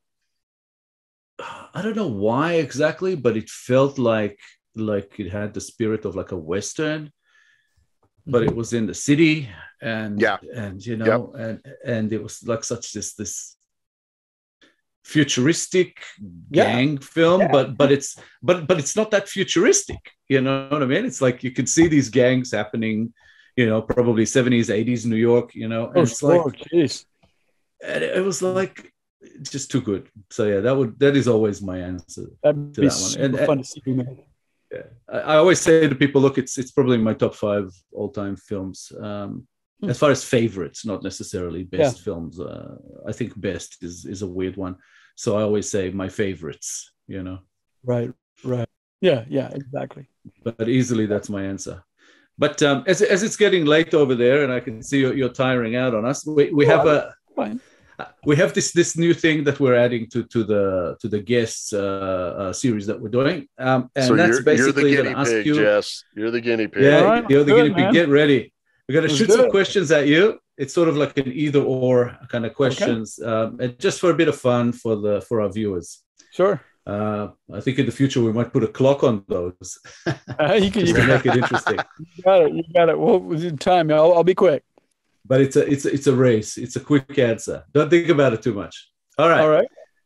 Friends or Seinfeld? Oh, Seinfeld. Hollywood or indie? We know the answer to that. Indie. Metal or grunge? Unless I did Hollywood, then of course I'd be Hollywood. We're all indie until we're Hollywood, then we're Hollywood. No, fuck that. We're all indie until we stay indie, and we're always indie. If we can bring indie to Hollywood, great. If not, keep it in indie. That's how I see it. Right. Metal or grunge? Oh, metal. I hate grunge.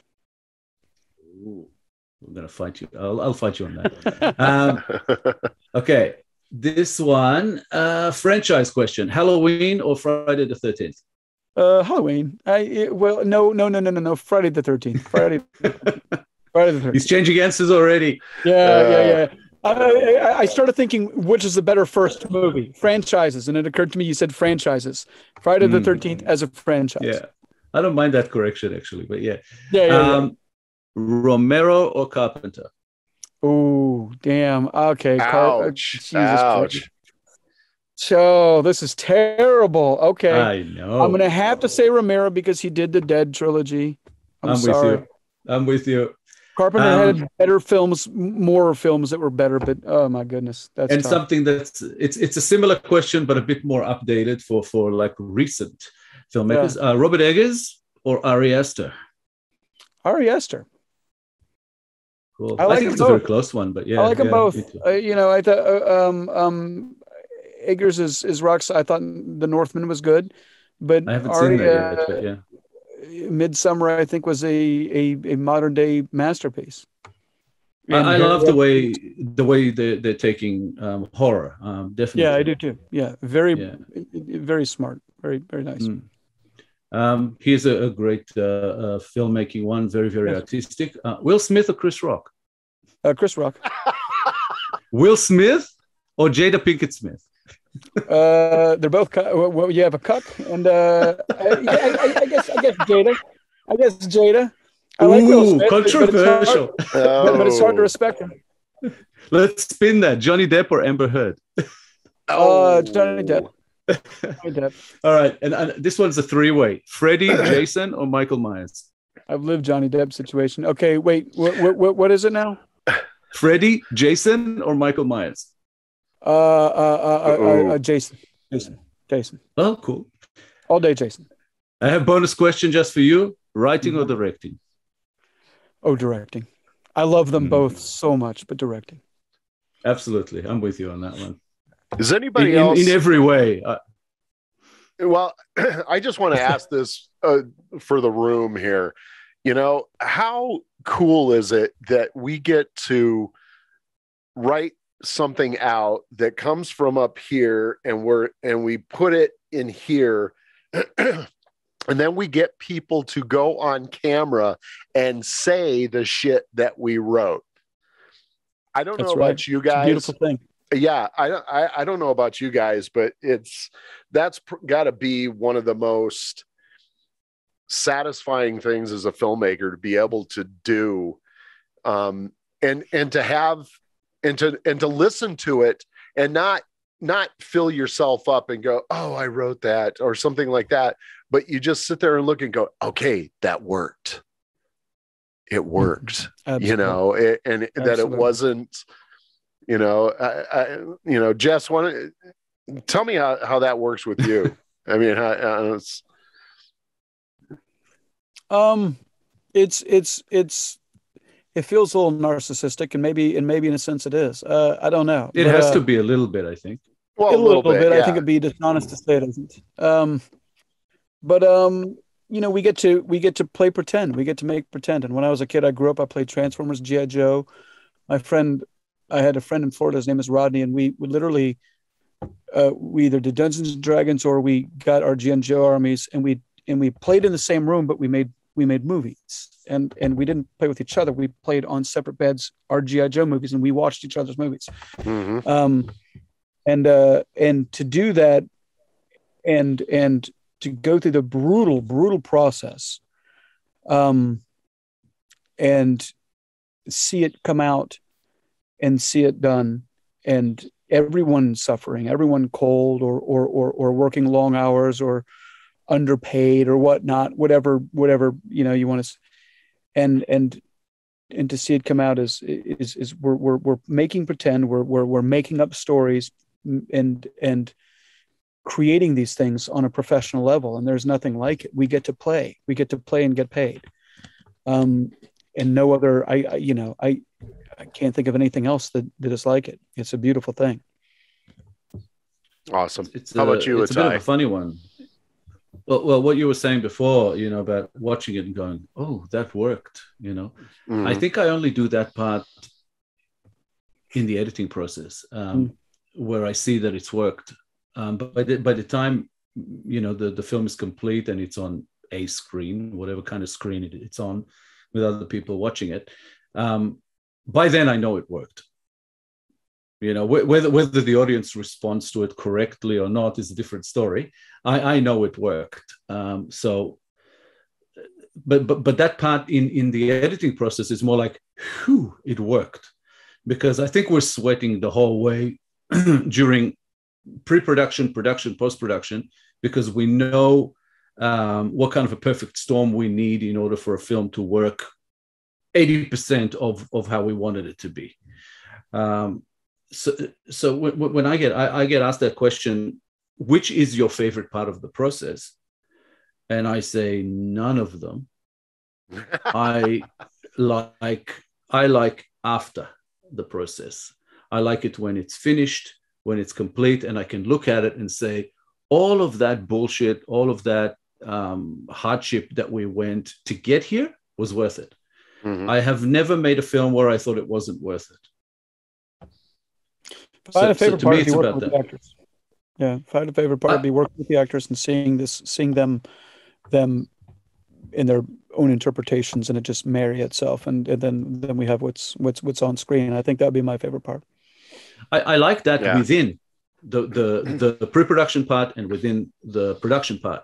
But as far as liking pre-production as a whole, I don't know, liking production as a whole, no, there's just too many things going wrong. And you always have to put out fires as you go. With pre-production, there's a whole lot of stress, about getting the money, about using the money properly, not running out of money. There's just so much going on. There's always, not always, but there will always be in some production somewhere for us, a time where we've hooked up with the wrong people. I found myself enjoying pre-production, which was strange to tell you, and I didn't think I would. But when me and my DP were doing we literally were shot listing and putting these things together quickly, and when you like, no, that I like. Okay, we're going to do a push in right here. We know our location. We know we're going to shoot with a 50, so we're going to go with a 50, or we're going to go for an 85. We're going to do a push in.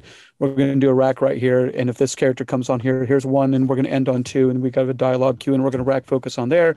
So we're going to go with primes, and we're going to shoot with an 85 on XX shot. And it's when you do it and you do it fast, it becomes such a really neat process. And of course, it doesn't always work that way on set, but it will mostly. And I found myself enjoying all of it, except for thank God I had a good AD, but with the shot, structuring the shots and all the days, and your brain starts to melt. And so thank God. Absolutely. Yeah. And it always changes on the fly, from day to day when you're shooting as well. Sure. But well, yeah, for me personally, it's also because we have to wear that producer hat, especially during pre-production. That makes it a little bit more of a sort of a pet hate for me. I do like, the conceptualizing process, the writing process, even though it's hard as well.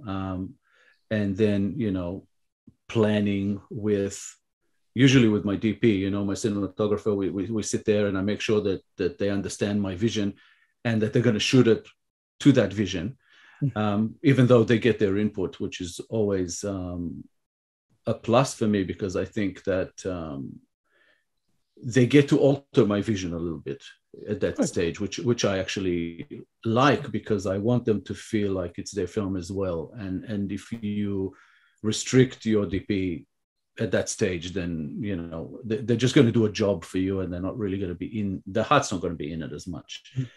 Well, that's what was really that was something that was sweet about when we did the Chip back in February. Was my son was my cinematographer, so that we interviewed him last week.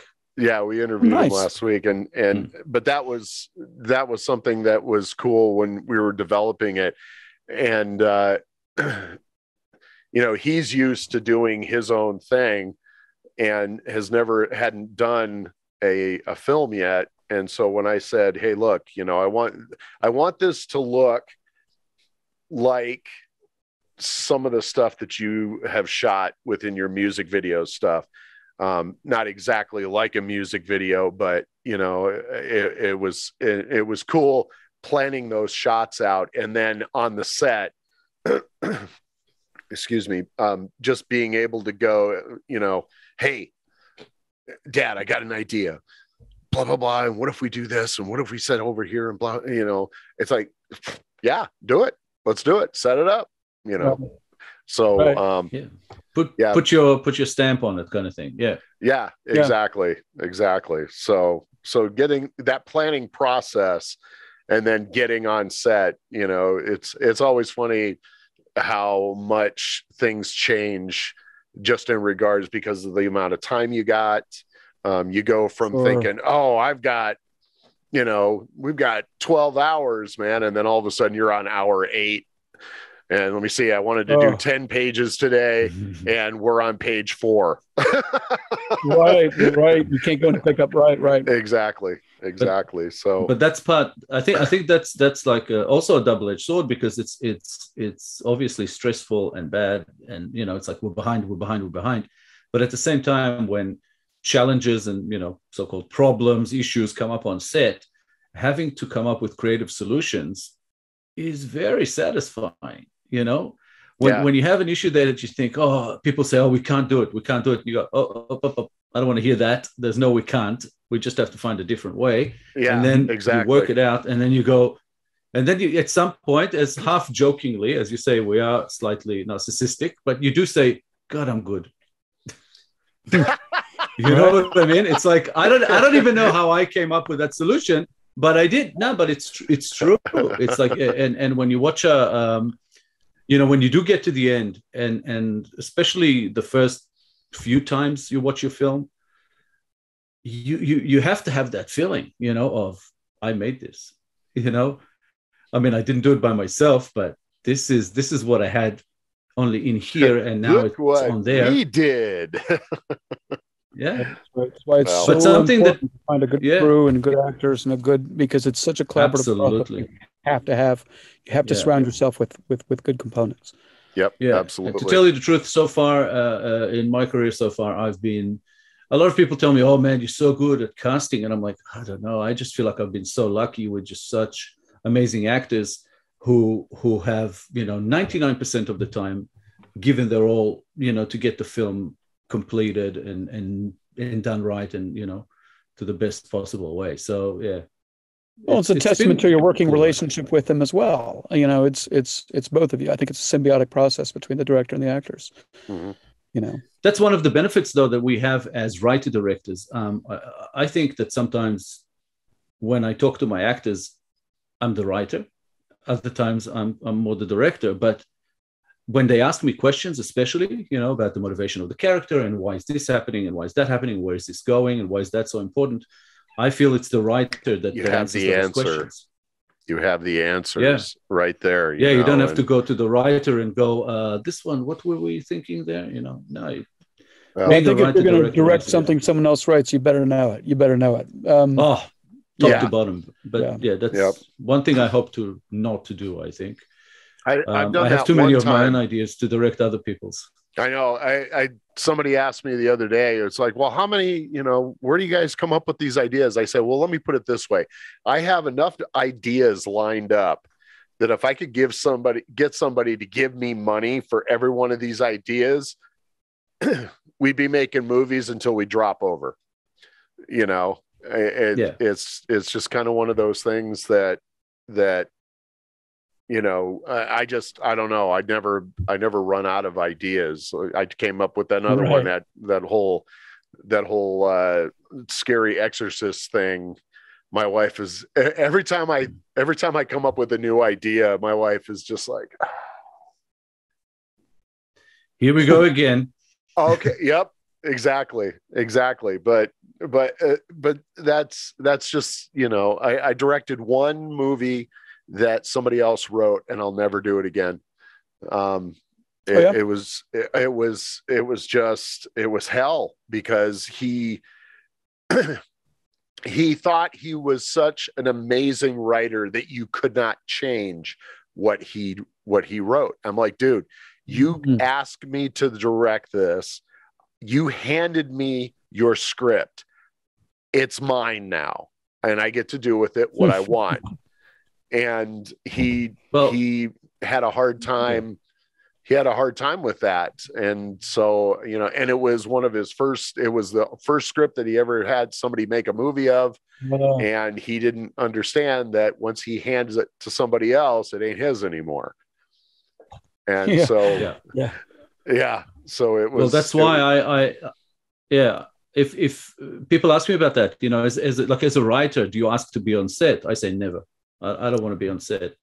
I've given the script away. It's up to the director. If the director has questions for me, they can call me. I'm not going to be on set. There's no need. It's probably the best way. Because if I'm there and I see what they're doing, I'm likely to lose my shit. So I'd rather not be in that position. Right. Yeah. No. Hey, if you get paid to write something, you've done your job. That's it. You're done there. Exactly. Unless they want to rewrite, obviously. And inevitably, you're going to fall in love with the stories. Inevitably, you're going to fall in love with your stories. And it's absolutely. I've written a few for like indie horror filmmakers and paid pretty good. And I'm like, okay, here's your script, and I give it away, and I see what they're doing with it, and it breaks my heart. It does. Yeah. But it is what it is. Yeah, and you kind of think, if I was on set, either the film would have never been made, or I would have been kicked out by security. Yeah, or we could have fixed it. One of the two. Yeah. I doubt it, because directors don't tend to listen to writers. So it's right. And I understand that too. If I were to ever direct something written by someone else, I would be. By the time we get to production, I would be unlikely to change anything. We would have to deal with all of that before. I would definitely go and straighten it out with the writer as far as where I want to take it and the changes I want to make and all the rest of it, and see what the reaction is, which I might take into consideration. I might not. It's just one of those things. A lot of people say, a director is nothing without a writer and this and that. And I say, look, director is God on set. When you make a film, it's the director. They're number one. They're the big boss. Nobody gets to question them. I mean, you can, but it's up to the director to decide whether what was it that Coppola said on board. What was it that Coppola said at the end of the Hearts of Darkness documentary, that the director is the last dictatorial position left on the planet. Absolutely. Outside of communist countries. And by necessity, you can't make a film by committee. Somebody has to be the one to make the decisions. Otherwise it doesn't get made. It's that simple. Well, I do agree with that. Yeah. You're the one that sets the tone. for the set, man. And if the actors don't think you're in charge, then or if anybody doesn't think you're in charge, then there's not a leader, and you always got to have a leader. I learned that on my first film, and I had one of the actors. Somebody would pick. Well, I had an actor take me off to the side and just tell me, Todd, this is your movie. You need to like take charge of your set, or you're never going to get anything done. And that was the last time. And that was a really good piece of advice. Thank you, Tim P. Shout out to Tim P. Antidosi for that. Yeah, and I've co-directed projects before, and even then, you know, you have to be with a co-director. You have to be on the same exact, you know, wavelength. Yeah, you have to have everything pre-agreed upon, and if something happens on set that changes that, you have to be able to go, you know, take each other aside and go, okay, what are we doing now? Bang, bang, make a decision, move with it. And that's what we've done, and it worked. Yeah. Things like that, I think, you know, when there are issues like that, I think you err on the side of serving the feature. Every time. Yeah. Before we wrap it up, I guess would be cool to just have just to have you, I don't know, give us your take on maybe on indie filmmaking today, and then we can go into you plugging whatever it is you want to plug. Okay, indie filmmaking. It's you know, I think independent filmmaking, independent being independent of studio. I think that's where most of your visionaries are today, most of your artists, and it is unfortunately bogged down with a lot of people without money. It's not a money thing. Not a money thing. I need to stress that. I think you have a lot of. I think it's suffering. I think it's hurting. I think independent. Because of the saturation, you mean? Saturation. It's oversaturated with the same types of things, with bad movies. And I'm not. Some bad movies are bad and they're wonderful. Some movies are bad and they're near misses, but there's enough real love and honest to God goodness trying in there that you can really have a great deal of respect for them. But then there's a lot of just stuff thrown in there and no one cares. People, you know, shooting with whatever, and they're shooting in their backyards, and there's an influx of, which by the way, I think is a wonderful thing. I don't want to get a mixed message here. Okay, let me just put it this way, because it's going to sound like I'm bagging on that, and I'm not, because that's what I did, and I think that's what we all have to do. I think there's too much of the same thing in independent horror filmmaking. Too much of the same kind of movie, the slasher structure, the you know, I'm going to franchise this particular character, that particular character. I'm going to have one bad guy. He's going to go have some unique weapon, and he's going to kill a bunch of teens. And it's just so tired. And I think the audiences have been hypnotized into thinking that's what this is, and they like it, and they're okay with shit, and they eat shit and they're happy with it. And I think we're due for more Ari Aster. How do you say his name? Ari Ari Aster. Yeah. Hereditary. More like him. More visionary. You know, Eggers is great too, but even they're studio guys. They're not independent guys. And now you know, more Ramiros, more Carpenters. Where are these guys? That's what I want to be in my next film. I want to do that. That's my goal, certainly. And I hope that's a lot of other people's goals. And I think we need more writer directors who are true visionaries, who take this very seriously and who want to bring the very best they can to an audience and give them the best that they can possibly give them. I'd rather fall short and miss than just provide the same old drivel that we see all the time. And I think there are a lot of movies out there like that, and some that get that don't get distributed widely, that aren't seen. And that's why I'm glad for Tubi, because man, suddenly you're like, holy shit, where was this film? Why didn't I know about this guy or this woman? You know, and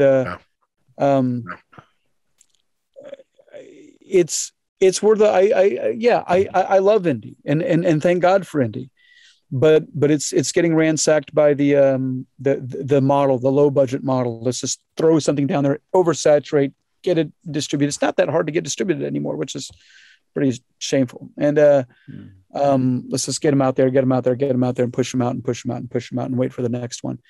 And we're losing the integrity, I think, of filmmaking. That's how I feel about it.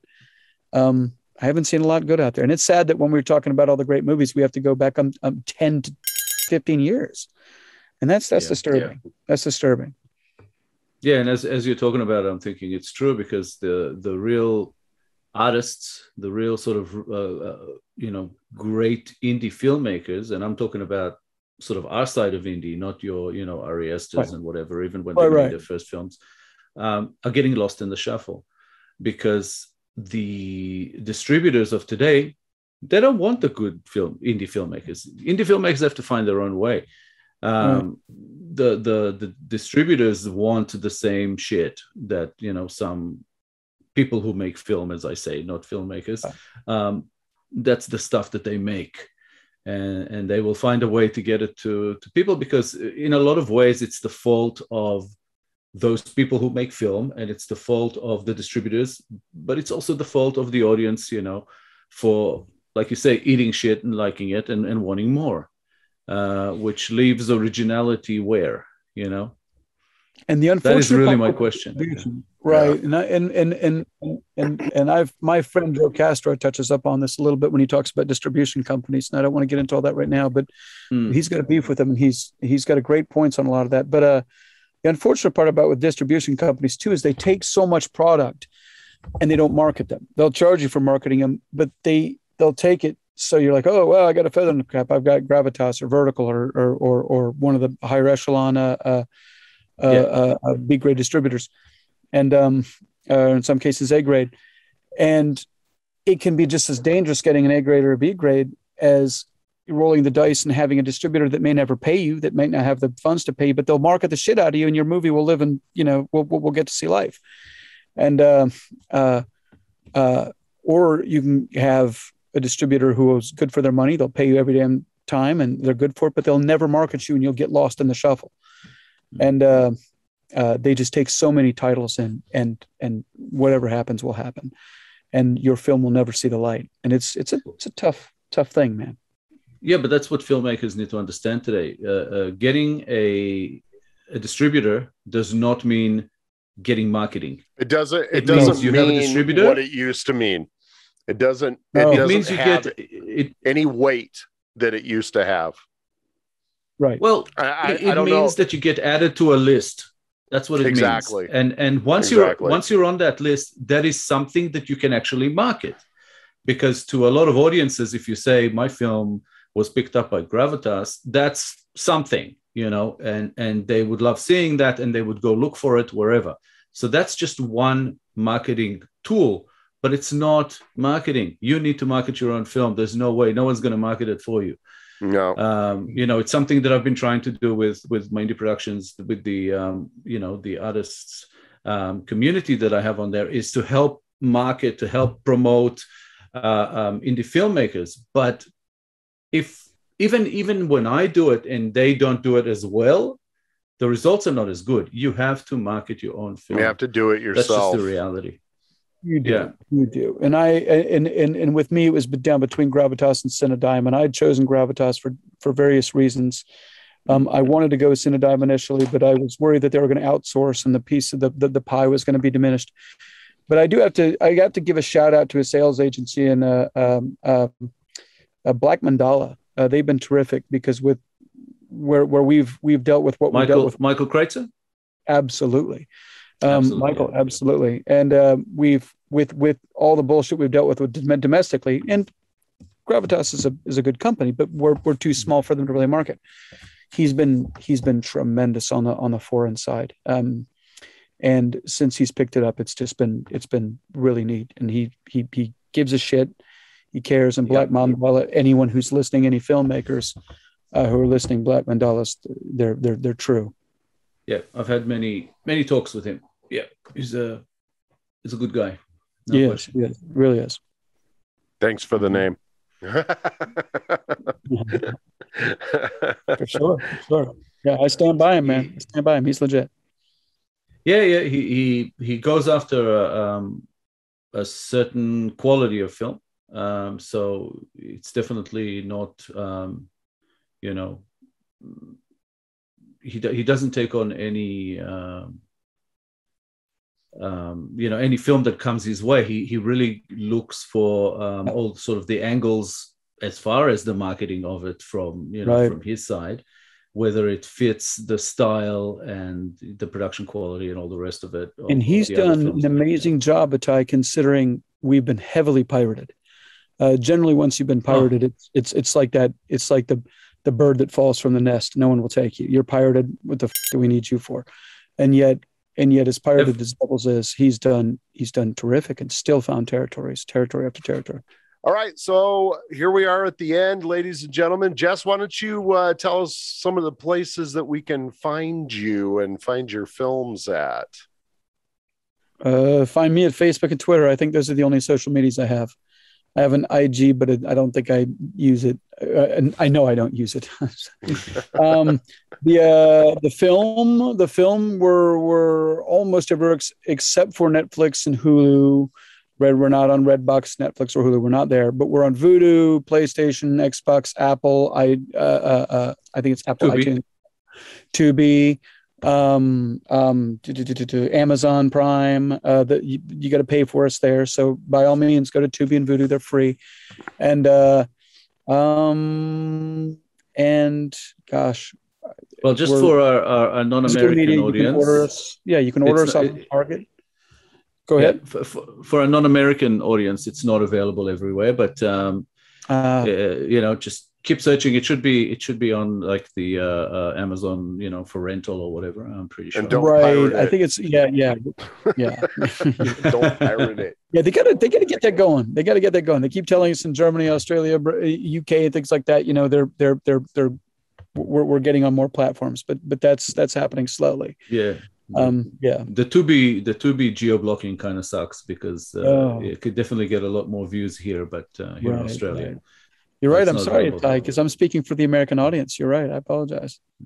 Yeah, no, I have to remind myself sometimes, Right. Hang on a second, but I couldn't find it. Yeah. Yeah, when I start sending him links, it's like, okay, well, check this out. Check this. It says it's blocked. Can't watch it here. Can't get it here. Oh, freaking Australians. No. I think it's the distribution companies. I don't know what restrictions they have in getting it here. I just think that they don't think sometimes, beyond the US and North America, I believe. But yeah, Europe, Australia. And it depends on who the buyers are. Just in foreign as far as that goes. We have many different buyers, many different distribution companies, and overseas. So yeah. But yeah, the good things devils do. Awesome film. Find it. It's out there, and it's worth your time. So yeah. Thanks so much, guys, for having me on. That was fun. Hell yeah. Well, thanks for joining us, It's Jess. been great finally having you on. Yeah. Guys, thank you. Make sure we'll get you back when some of those projects get going. So yeah. Let's do it. Definitely. I want to hear about these other ones. I definitely want to hear about these other ones. So make sure you like, share, subscribe, comment. Like, share, subscribe, comment. Yeah. So thanks a lot for joining us, and thanks again, Jess, for coming and hanging out with us. And Itay, would you like to tell everybody where they can contact us? They can contact us on the easiest way is probably Facebook. We have the Straight Shooters page on Facebook. You can find us on the channel on YouTube, and we are also on Instagram, which Todd is taking care of. So yeah. Yep. Nice. Or you mainly those three. Or you can send us an email at thestraighttshootershow@gmail.com. That's right. We will take those emails. We check them every day. So thanks again for watching us. Thanks again to Jess. Make sure you check out his movie. Thanks, Jess. Good the good things devils do. Good things devils do. Sorry, dude. Sorry, I didn't mean to. It's too long a title. I'm learning my lesson next time. The good things devils do. Well, yeah. That's right. That's right. They should have just been. They were right. Devils, just devils. No. That's what we call it. All right. So thanks again for joining us right here on the Straight Shooters Show. We will see you next time right here. Same bat time, same bat channel. See you next time. See you soon.